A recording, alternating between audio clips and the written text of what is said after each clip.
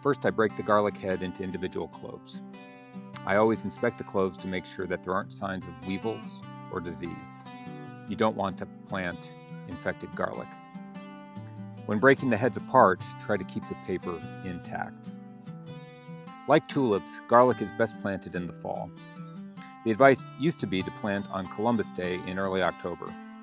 Now I just shoot for after Halloween. It's gotten a lot warmer. I want my garlic seed cloves to have time to get started rooting, but not to put a lot of energy into top growth before it freezes in the winter. You want to plant into well-prepared garden soil that is cleared of weeds. The soil needs to be at least loose enough that you can easily press the clove into the soil. You also want your bed to be raked level so that you can mulch at a uniform depth. Make sure to mark your rows with string line. Here it is very easy to see where the roots are. Make sure you plant your cloves root down and deep enough that you have at least an inch over the top of the cloves before you mulch. A rule of thumb, if you have plenty of space, is 6 inches in the row and 12 inches between the rows. The important thing is to have enough space to be able to cultivate between the plants in the spring. If I'm planting lots of garlic, I'll plant 3 rows at a time. Mulching is very important.